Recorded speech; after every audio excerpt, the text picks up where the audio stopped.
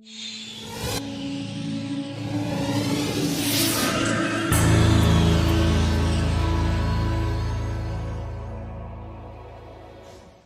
everyone, I would first like to start off today by conducting a little experiment.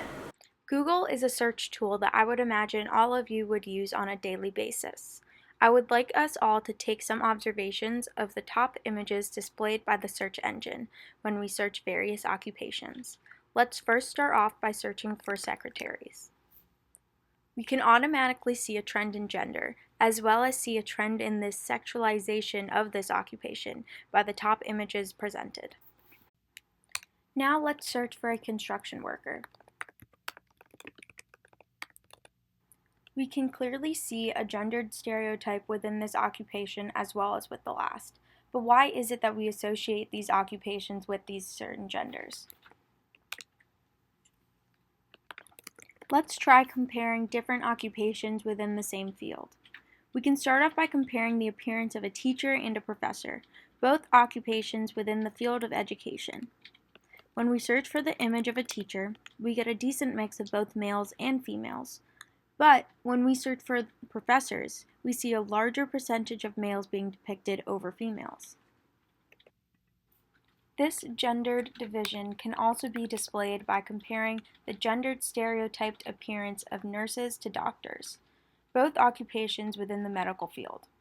When we search for nurses, we are flooded with pictures of women, but when we search for doctors, we are primarily shown images of men.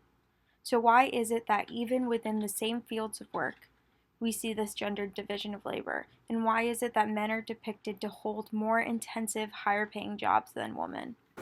Hi, I'm Grace. And I'm Lauren, and we are currently pursuing degrees in STEM majors here at North Carolina State University. I am a biological sciences major. And I'm studying mechanical engineering. Being a female within these fields, it can often be challenging, but we're trying to break down the barriers, and today we want to discuss common stereotypes about women in the workplace and the idea of gender division of labor. Gender division of labor is the way work is divided between men and women according to gender.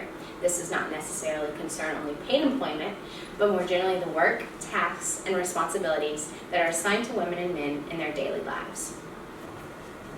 The traditional family unit, headed by a breadwinning husband, a stay-at-home wife, now characterizes a minority of American households. Women have entered the workforce in large numbers over the past few decades, and family structures are considerably more varied than in the past. In families headed by a married couple, responsibility for parenting and domestic activities has been more evenly divided. Nevertheless, women in the general population still spend more time on parenting and housework than men. Scholars have noted that this may reflect rational economic calculations in the face of a market that still pays men more than women, or it may be driven by deeper sociocultural barriers to changes in traditional gender roles. It is often argued that the gender division of labor is a result of biological traits. However, if we notice that in some societies women perform tasks and jobs that in some other societies are traditionally considered as men's work, and vice versa, we see the division of labor has much more to do with what each society perceives as appropriate for both sexes.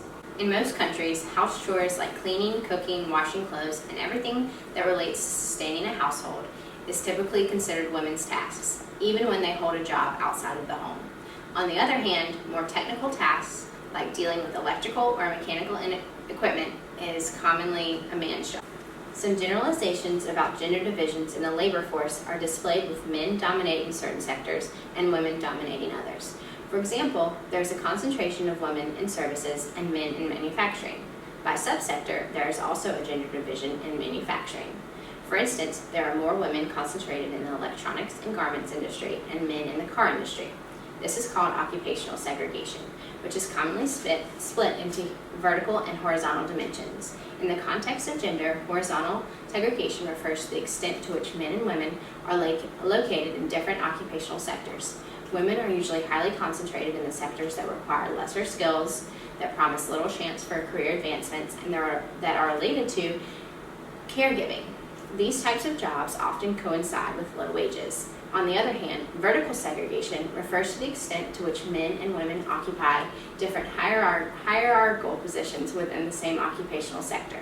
Within the same sector, women tend to occupy the lower ranks in the hierarchical ladder and consequently the lower salary ranges. Statistics show that the higher the position, the wider the gender gap. So on average, women hold less than 5% of the jobs in big corporations. The gender pay gap persists across educational levels and is worse for African American and Hispanic women, even among college graduates. As a result, women who complete college degrees are less able to pay off their student loans promptly, leaving them paying more and for a longer time than men. This division of labor has been displayed throughout the few centuries and still continues to be shown in today's society. In the article, Africa into the Americas, Slavery and Women, the Family and the Gender Division of Labor, Claire Robertson discusses her belief that for most women, the rigors of childbearing and rearing, household chores, and outside employment represented a continuum from slavery to freedom, unbroken by schooling or other opportunities to expand their horizons beyond their homes. According to Ann Portman's Attitudes Towards Housework and Childcare in the Gender Division of Labor, before the 1970s, most family researchers accepted the ideal of separate spheres and assumed that wives would do the housework and childcare and that husbands would limit their family contributions to be a good provider. As more women entered the paid labor force and as women's issues gained prominence, studies of household labor became more common.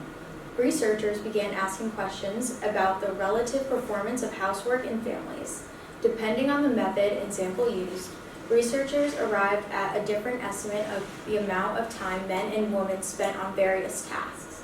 Interpreting the result from these studies can be difficult because of the methodological limitations. Nevertheless, these studies provide us with rough estimates of who does what in North American families.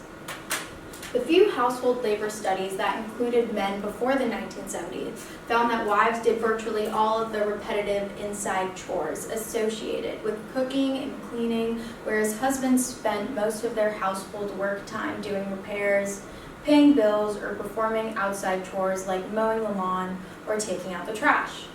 If U.S. men contributed to other forms of routine housework, it was usually in the area of meal preparation, where husbands averaged just over 1 hour each week compared to an average of over 8 hours per week for wives. Even when cooking, however, husbands tended to limit their contributions to gender-stereotyped tasks, like barbecuing on the weekend rather than contributing substantially to the preparation of daily meals. In the 1960s, husbands contributed less than a tenth of the time spent in cleaning up after meals or washing dishes in the average household, and only about a 20th of the time spent doing house cleaning. Married men were extremely unlikely to do laundry or iron clothes, averaging about 5 hours per year in the 1960s, compared to over 5 hours per week for married women. Overall, husbands contributed only about 2 hours per week to the combined tasks of cooking, meal cleanup, house cleaning, and laundry, compared to an average of almost 25 hours per week for wives.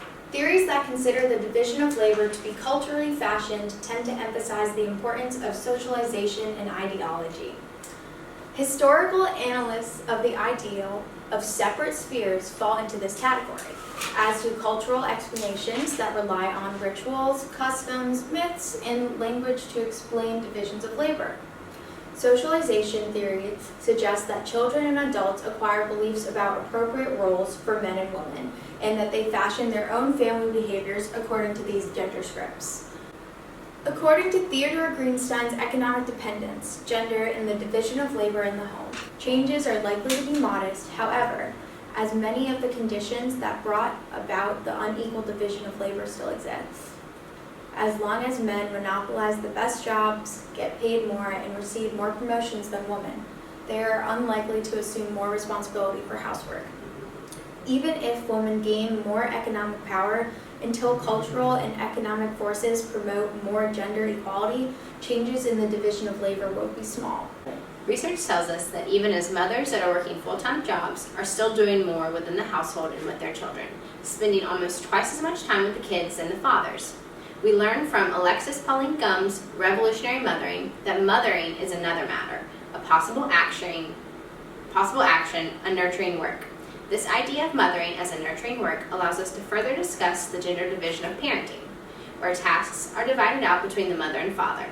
Often society will use the mother's commitment to her children as a way to justify gender inequality, further dividing the gender division of labor because it's automatically assumed that the woman will take on those tasks and that the father will be less involved with the children and more involved with his work. The gender inequality within the marriage speaks to the overall issue of gender division within the workforce and society in general. Fortunately, we are making great strides for progress, and women have better ability than before to hold high-level positions, make comparable wages, and advance in their careers. Change is possible, and we all need to understand how important it is to break down gender division of labor. It's 2017, and we still shouldn't have gender inequality in the workplace. I would like you all to imagine a world without these constrictions of gender. Imagine a world where women are given the same opportunities as men, a world with gender equality that you and I can look forward to. Thank you very much.